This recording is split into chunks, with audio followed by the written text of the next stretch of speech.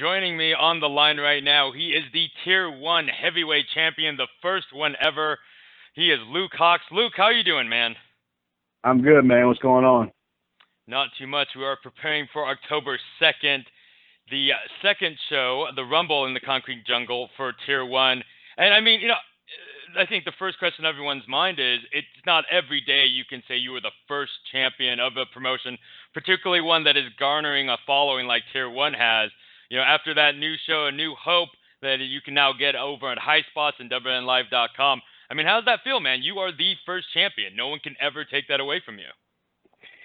Well, you sure they can't take it away from me? I mean, they seem to be taking away a lot of things from a lot of people nowadays from the past. You know what I mean? If you watch any Raw football, people are getting. You never thought that Hulk Hogan wouldn't be a household name in the WWE, right? Right. Never thought that would happen. You can't even look him up anymore. It's crazy. But no, I'm excited. It's a cool thing to be with Tier 1. I think they got a lot of potential. I think they need to step up a few things, like I said last time. And, everything I said out there was real in my promo. So I think, but it's a growing promotion. I'm glad to be up there. The New York fan base is kind of crazy. That Northeast, as you say, Philly, Baltimore, Jersey, that fan base is its own fan base. They like to be a part of the show, so it's cool. It's a little bit different though from what a lot of wrestling fans, and I think honestly the frenzy that kind of comes out of the Northeast sometimes it affects a lot of other fan bases. But you know what? You're not afraid to be you, and from what I heard at the first show, you kind of laid down the line. You just let them know who you are. So, and I think when that they fan responded, how they responded was a little different. Yeah, and I think that fan base intimidates people, and I'm not afraid. I'm not afraid of them. They don't intimidate me. I'm me, and the thing is, coming from the South, I'm a Southern style wrestler. So, I'm myself, like you said. I'm not afraid to be myself. I wrestle my style. I'm not going to go out there and try and do these Ring of Honor style matches or this or that. I'm going to do what I do and what I'm known for. So if they don't like it, then oh well. But I'm pretty sure they like it. Oh, for sure.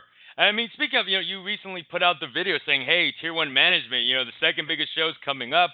What, they didn't seem to have an opponent for you." And it seemed literally minutes or hours after they put that out there, they come up with Tim Donst, which he's making a name for himself up on the indie scene. He's definitely got a lot of people talking about, especially since his survival of cancer and everything. But again, how did that make you feel? It's like, hey, you've already announced all these other matches. Why doesn't the champ have a match?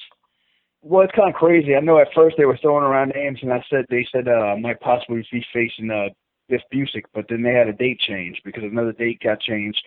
The original, they had some kind of scheduling conflict with the building, and I would have loved to wrestle Biff because he's a solid guy. Never worked him, and then they announced all these matches, and then nothing for me yet.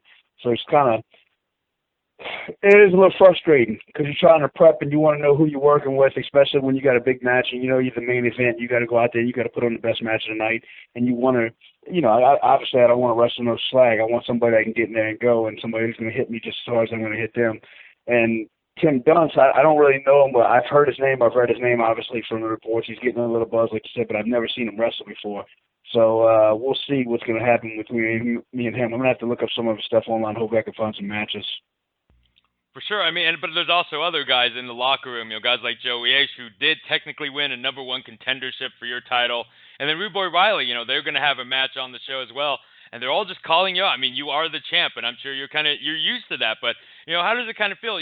Tier 1 is developing a great locker room, but some of these guys, you're basically the veteran there, and you have these young guys calling you out. How does that make you feel? Well, that shows they're hungry, so that's good.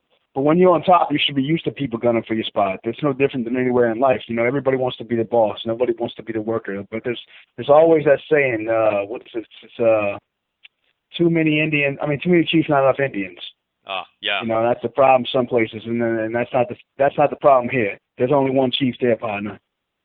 I hear that. And I mean, you're definitely proving. I mean, like I said, the debut show, they can all watch it up on High Spots or WNLive, and you fought through Tommaso Ciampa, a guy who's just on NXT, and he's getting a lot of buzz through that. And here you are, you defeated him to win that Tier 1 championship.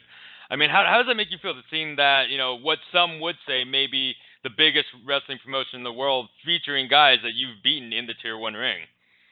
I think it's cool. I think it's definitely cool. It gives them a good plug, it gives them a good push, and it it solidifies the company. So the more places you see guys like that, there's so many guys, and there's so much talent in the Northeast. Don't get that twisted, because there's so much talent up there. So you could be underlooking guys. Look, I think Rude Boy Riley's talented. Do I think he's the heavyweight champion? Hell no, that's my spot. But I never knew a Rude Boy until I came up there. The kid worked hard in the ring. He looks great. I look back at it now. I started studying him because if I'm going to be going and wrestling this guy, I want to know a little bit about the guy. So I started doing some background on him, and then he kind of reminds me of myself. Not as much attitude as I had, but he was heavy. He had a different look. He's been wrestling a long time. He's changed his style up. He's changed his look up. So that's something I can respect from a guy. So it's good to see guys like that who are putting the work in and getting the opportunity to go places and have work. For sure, and like I said, I think Tier 1 is doing a lot of good stuff in the Northeast. They're not the only promotion, though, that you work for. You also help run Wildcat Sports and Entertainment. You guys have a big show coming up this Friday, September 11th. Never forget. Why don't you tell our listeners about that? Yeah, man, we got a huge show. It's actually tomorrow because today's Thursday, so by the time this comes out, it will be over with. But we have a really, really good, talented roster. We got Matt Lancey, Buku Dow, Shane Taylor, Mike Dell, Ricky Starks, Sakura. So many guys that the Northeast is probably not familiar with, but they can on our YouTube channel. They check out Wildcat Sports on Facebook and YouTube and all that stuff, because we put out free videos. So you can't beat free wrestling. And you get to see some of these guys that you don't get to see up there. And believe it or not, we actually have fans flying from all over every show. We do really good shows. We pack the house. Last year we had fans flying from Ireland, we had fans flying from Philadelphia, we had fans flying from Texas, and fans flying from Florida. So it's that we're drawing crowds from all over, which is really cool, and it says a lot about our promotion. But I really like the talent to get out more and get, because they're out in the South, but we need to get those guys out in the Northeast more. Just like Northeast guys need to get out of the bubble and get out of the Northeast and wrestle more on the West Coast and the South and the Midwest and all that stuff. These guys get too comfortable and they're so used to wrestling for the same places, and they'll go, oh, well, I'm booked every weekend. Well, yeah, but nobody knows who you are except in the Northeast, so then that's not better than you. If you're working with the same guys every weekend or the same, circle, then how is that really benefiting you and making you a better wrestler? I hear that. How helping run Wildcat, how do you feel about the indie wrestling scene right now? A lot of people, I feel like they're trying to say, oh, this is a new, kind of a new golden age, quote unquote, of indie professional wrestling. I mean, granted, there are a lot of crowds, and like you said, you guys have people flying in from all over to Wildcat. How are you feeling about the business right now? It's great, man. The business is on the up, and let's hope it just keeps going that way. Let's hope it gets and builds bigger and stronger. The crowds have been up. The shows, a lot of people are doing very well right now. It's giving opportunities for guys to work. And the thing is you have to have quality shows, though. You can't go out there and have these trash bag promotions run a show, and some people the people like to generalize independent wrestling as a whole. Anything outside of WWE, they usually generalize indie wrestling as a whole. You know what I mean? So if there's two shows running side by side, maybe 10 miles away from each other or whatever, and one's bad and one's good, if somebody goes to that bad one, they're probably not going to give the good one a chance because they're going to think it's the same thing they just saw. So that's the only bad thing about, indie wrestling. Well, whereas if WWE comes to town, they go, that's on TV, these guys are stars, we're going just to go. So that's the catch. That's the catch with wrestling. It is, yeah. It's like you try to promote the better promotions, and trying to get who are actually trying to help the industry rather than just guys that's trying to, maybe grab a buck here or there.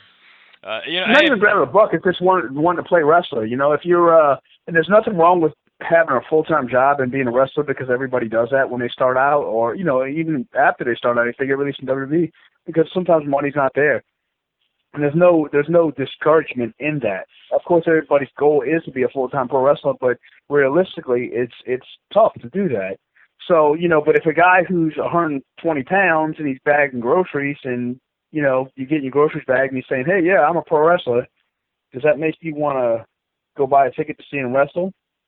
Probably not, right? Yeah, probably not, no.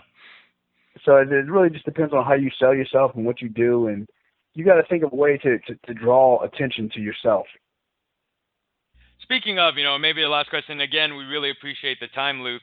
Uh, there's been some recent, I guess, controversial statements made about intergender wrestling, that kind of stuff, and that you are featured in the main event on this show, but it also has intergender matches, with Jesse Brooks, Jay George, Alex Mason getting involved, and Ashley America. Is that something you feel like independent wrestling should still be? I shouldn't say should still be supporting, but is in support of? Up against, kind of that old school mentality. You mentioned, you are a Man, Southern wrestler. I'm not a fan of it. Okay. So, I'm not saying it can't ever happen, but I'm just saying I'm not a fan of it. Fair enough. I'm not buying Paige wrestle John Cena. You know what I mean? And Right. Paige is phenomenal. She's a killer. Paige is a killer. But if you try and tell me that Paige is gonna wrestle John Cena tonight in a match, Right. I'm not buying it. Fair enough, man. Hey, totally appreciate that. But yeah, man, again, you are in the main event Rumble in the Concrete Jungle going up against Tim Donst for the Tier 1 championship in Athletic Avenue, New York, in the Queens area. And before we get out of here, Luke Hawx, as always, like to give our guests some time to plug their social media, everything out, websites, whatever you got, man. Hey man, check me out on all social media: Facebook, Instagram, Twitter, the whole 9 yards. Everything is at my Twitter handle is Luke Hawx 504. That's HAWX 504. Same thing with my Instagram. My Facebook is just Luke Hawx. It's full, but you can follow me, and you can also like the Wildcat Sports page. That's WILDKAT, cat with a K. So Wildcat Sports, check that out on our Facebook and our Instagram. We also have a Twitter and Instagram for that, and our YouTube channel. As I said earlier, where you can watch our free videos. And if you're looking for supplements, man, I just signed a deal. I'm actually a fully sponsored athlete by Isotory, which is basically the best supplements on the market, the best protein, the best pre-grow, which is our pre-workout. I got some really amazing supplements you can get on there and check out that stuff.